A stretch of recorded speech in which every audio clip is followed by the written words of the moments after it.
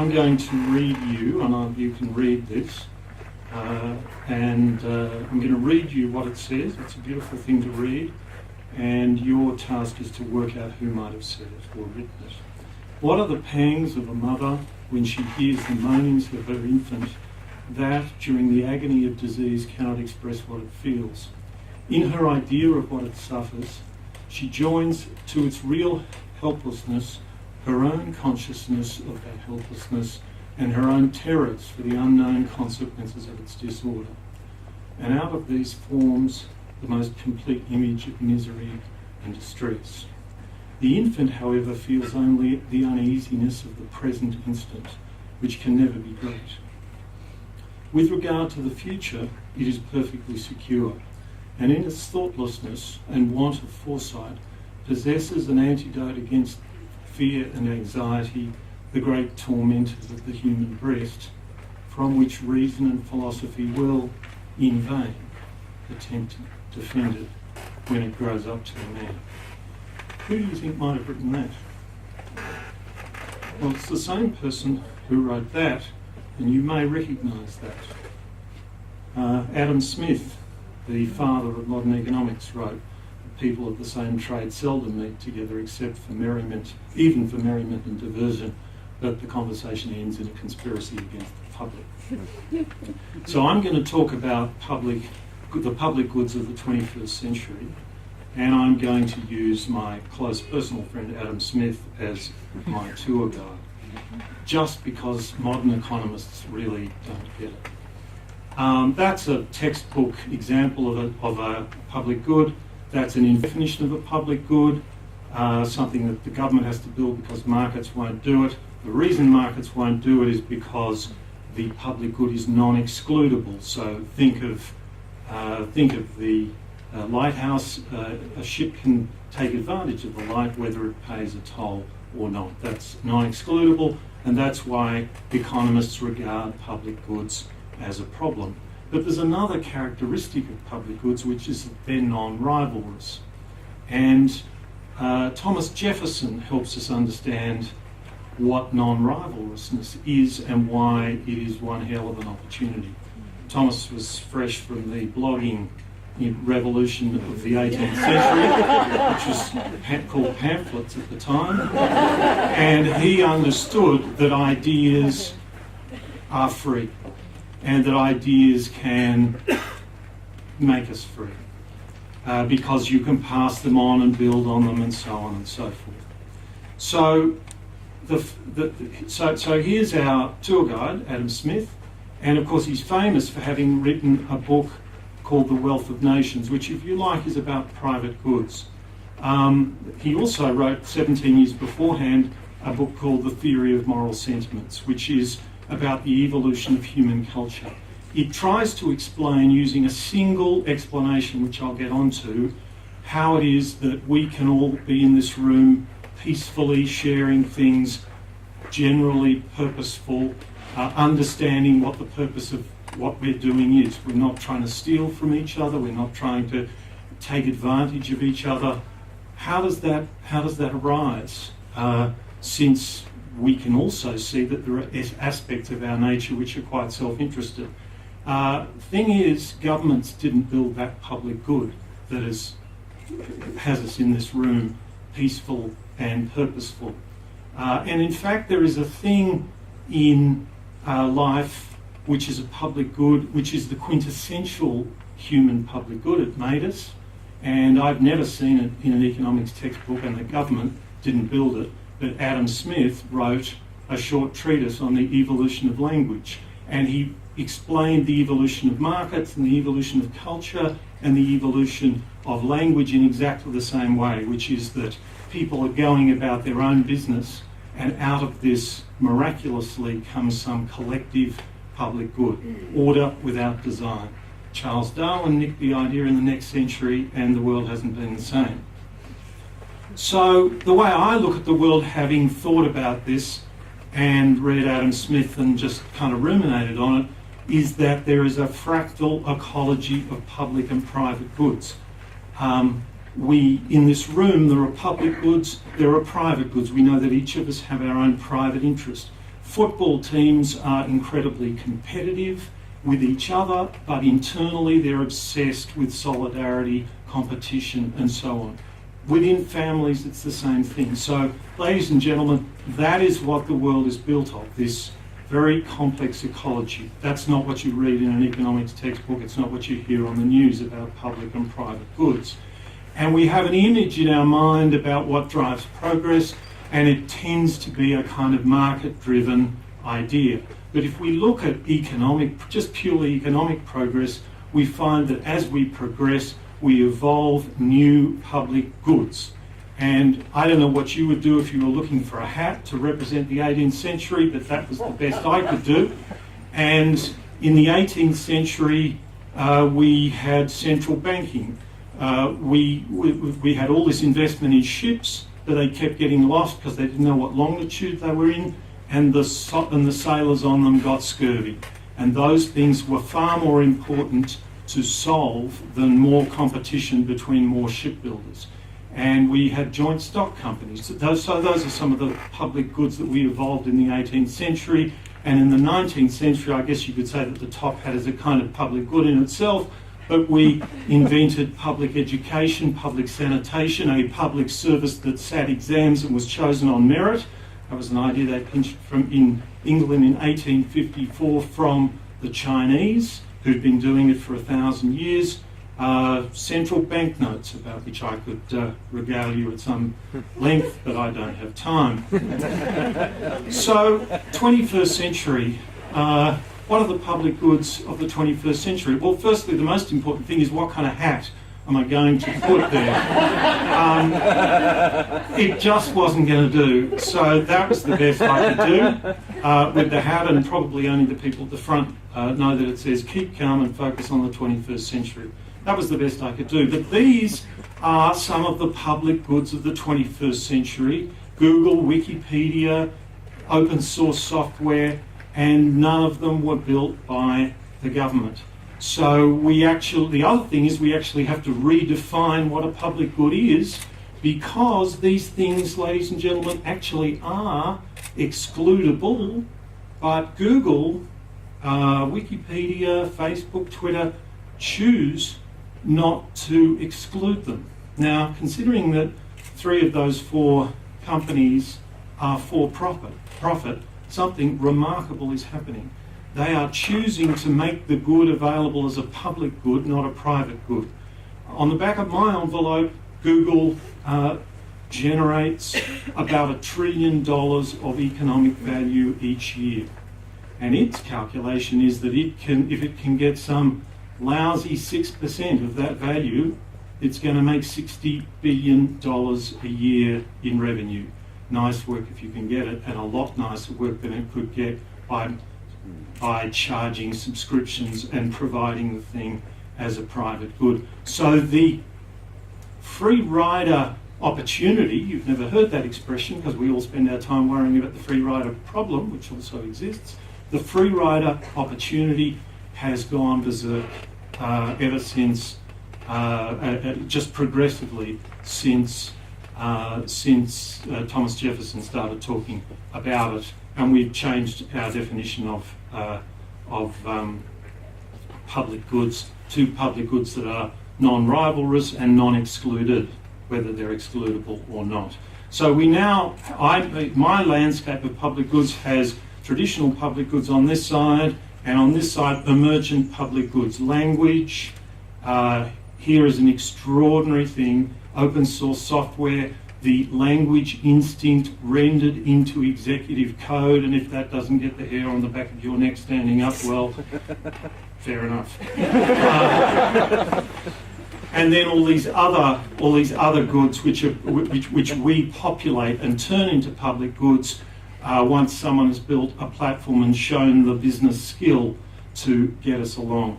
So if you think about this, these are public goods that built themselves, and there must be a really big space, which I've just made room for on those slides, where there are digital public goods to be had, but they can't sort of spring themselves into existence via philanthropy like Wikipedia, or via advertising and for-profit like Google, Twitter and Facebook.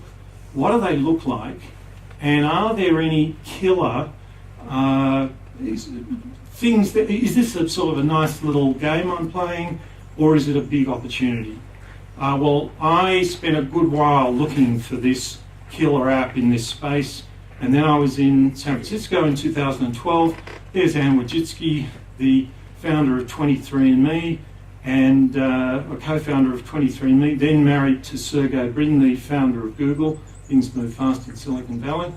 And she founded 23andMe. 23andMe for $99 will do a genomic sequence of you, a partial genomic sequence.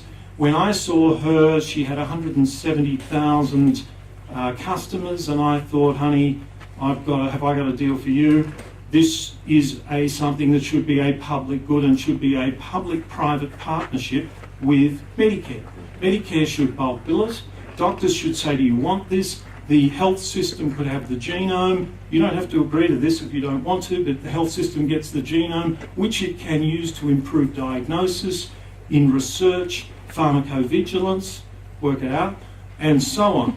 And put us in the driver's seat to start personalised medicine. An incredible thing, I think, and there are lots of other examples like that. Something else about the public goods of the 21st century.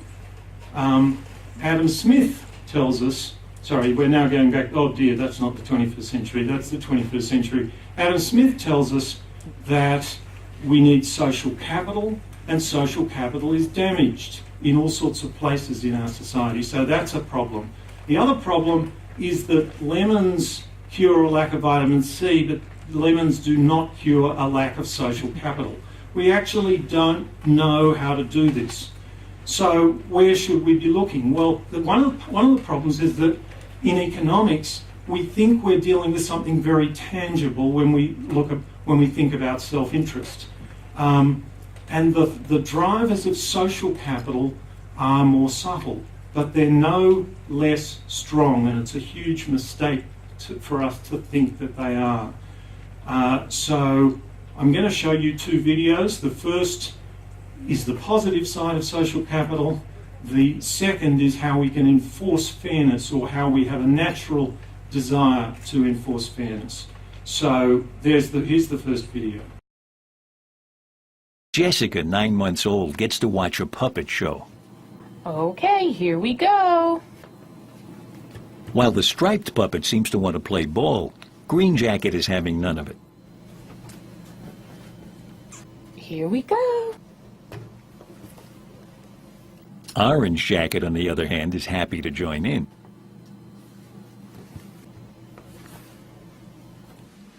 See? Hi. Who do you like? That one. Good job. That was the nice bunny. That was really good job. In many similar experiments with babies only a few months old, the infants almost always choose the cooperating puppet. One thing that's clearly true of the human species is that we're a profoundly cooperative social species, where cooperation is necessary to survival, and where mutual cooperation is required, and the ability to detect mutual cooperators and also to detect those who are not cooperating.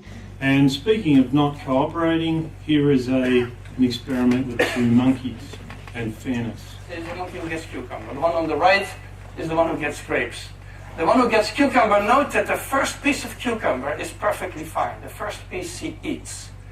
Then she sees the other one getting grape, and you will see what happens. So she gives a rock to us, that's the task. And we give her a piece of cucumber and she eats it. The other one needs to give a rock to us. And that's what she does. And she gets a grape. And she eats it. The other one sees that. She gives a rock to us now, gets again cucumber.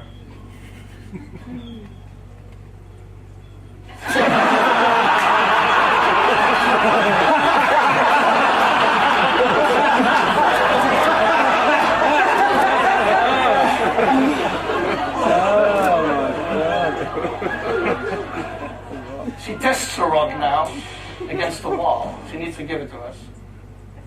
And she gets cucumber again.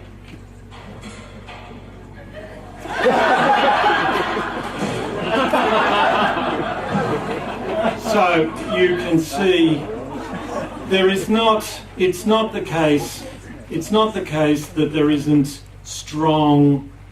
strong drivers behind social capital. So here is our friend, our tour guide Adam Smith again, and he's telling us that people of the same trade never seldom meet, except that a conspiracy turns against the public. Let me tell you how I now understand that, which is that professions, any profession tends to have the same problem. And I'm not just talking about lawyers and specialists driving their fees up. I'm talking about professions that are built on helping people. Professions like social work. Here is Mystique. This is a contemporary story. She was taken from her parents who weren't looking after her at the age of 3, and at the age of 18 was simply thrown out, given a book and a few things, and not only got thrown out of institutional care, but told not to contact any of the people she had learned to grow, to love, her friends, because she was now a risk to the system. So systems have a way of their logic tyrannising the people that they're actually supposed to be helping. I did a Google search of putting people at the centre of everything we do, and there are 2,000 hits on that exact expression. Everybody says this, but in fact doing it is very difficult. And at the Australian Centre for Social Innovation, we have tried to do this. And one of the most important disciplines is the discipline represented here. Does anyone know what discipline this person comes from? I suspect some people in this audience will. He's a designer, and he's checking out what happens when you go to a hospital. And what do you think he sees when he plays the tape back to himself? Well, this is what he sees. Who knew? Sorry, that shouldn't be there. So we have. So the way I encountered design as an economist, and I thought, okay, so what design is it's a kind of counter narrative. It's a discipline of being cross-disciplinary. But the thing I want to focus on is it's a discipline based on the idea that making the journey to the other is actually worthy of a discipline all of itself, that it's a hard thing to do. And indeed, I want to quote Adam Smith again, because you will be familiar with this quote as a quote which embodies self-interest. And Smith's point is exactly the opposite, that in a well-functioning market, it isn't in your interest to focus on your interest, because the butcher, the baker and the brewer don't care about you. You have to address yourself. You have to figure out what they want in order for them to give you what you want. And so that's Smith's approach to a market. And here is a list of things that was of characteristics of design, and this is design. This really struck me, that the key thing about design, the engine behind design, is empathy. And sure enough, when Adam Smith was writing his 2 books, he was writing according to the Newtonian method. A great fan of Isaac Newton. The theory of gravity connects up the whole world from a single proposition, and the theory of the Wealth of Nations tries to do that with a single principle of human beings' tendency to truck, barter and exchange. And guess what builds sympathy? Guess what builds this culture? Sympathy. And by sympathy, he didn't actually mean sort of lovey-doveyness. He meant the fact that we cannot know anything about another unless and until we imagine ourselves in their position. And that's how social knowledge works. So at Taxi, we have tried to use disciplines of business, design and co-design, and social science to build social programs. we frame assumptions, we in the office and out of the office we test them, and it goes on and on and on. We build a program called Family by Family. Family by Family links one family to another, but it does much more. But it isn't just a nice idea that we had. It's an idea that we worked over with families for months and months and months. We prototyped certain things. We asked them whether this worked, whether that worked. It's what I call the social scientist, not as obstetrician, but as midwife, if you like. Someone who's trying to bring out knowledge which is already there, trying to make that journey to the other. Family by Family, and I will end with a video just to give you an idea of how powerful it is. The other thing I want to say is that it isn't just mentoring, it's mentoring with a coach in the background, a whole program that takes the families through the process. So knowledge is going in there, but it's going in there as midwife, not as boss, not as obstetrician. Here is the software of Family by Family. It doesn't say you've got a problem, your kids are not going to school. It says what are your objectives in the main bubble, and then what are 3 things which will help deliver that objective, and what are 3 things which will get better as you achieve that objective. So I will now let you see the video, and I think it speaks for itself.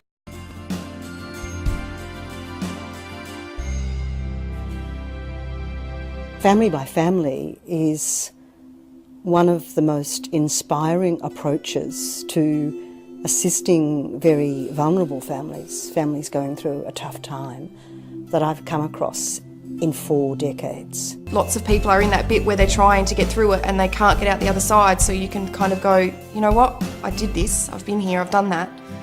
I can actually get out. I can help you get out the other side. It can be done. It's not a completely hopeless situation. And I think that's mostly what sharing families have to offer, I think, is just themselves and their stories and their life. Linda and her family, they were going through a really hard time. They were at risk of having their family separated by having the children removed from the home. 27 notifications in the last 3 years before this year. What we saw was a very sad, depressed family. There was a lot of confusion happening. They wanted to take the kids till they were 18.